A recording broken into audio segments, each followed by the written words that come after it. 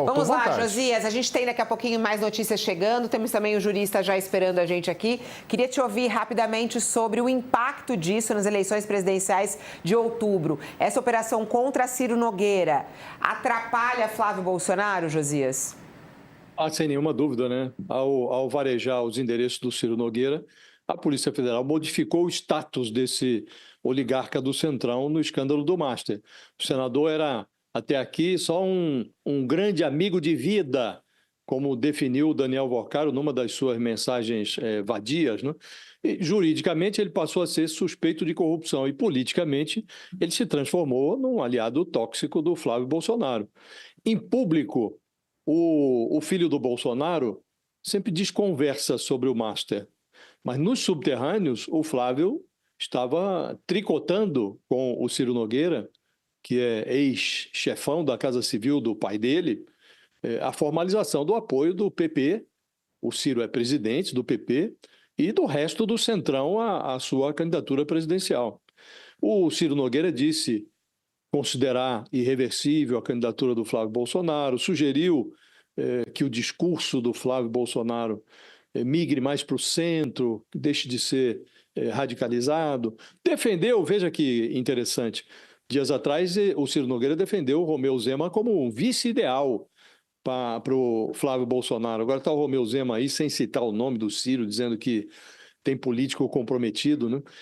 A conversão do Ciro Nogueira em suspeito tóxico impõe uma mudança de estratégia ao Flávio Bolsonaro. Ele acusou o Lula de criar o que ele chamou de narrativa falsa para grudar o Daniel Vorcaro na direita bolsonarista.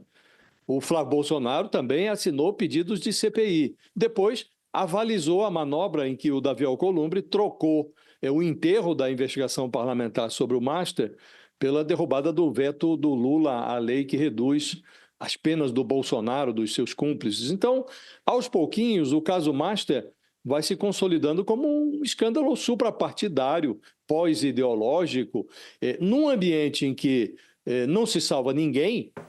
Sairá menos chamuscado quem não tentar fazer a plateia de idiota, de boba.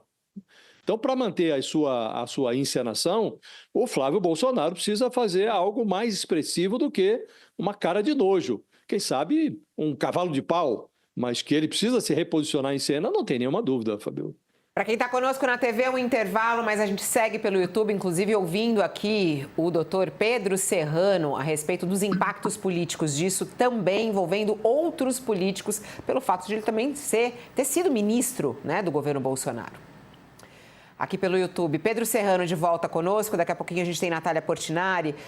Doutor Pedro, só para a gente entender um pouco mais a respeito disso, né? Ciro Nogueira era ministro do ex-presidente Jair Bolsonaro, no entanto, sua atuação mais evidente e o que está nessa investigação tem a ver aí com a atuação dele no Senado brasileiro. A gente sabe que quando tem uma atuação de um político, parece que isso também interfere outros políticos. Nesse momento, o senhor vê aí alguma complicação para outros políticos aliados de Ciro Nogueira ou o foco está somente nele?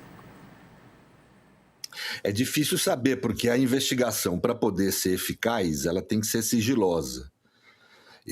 Intuição minha de advogado me diz que deve ter bastante gente envolvida nisso aí, nós vamos ter outros nomes surgindo certamente, né?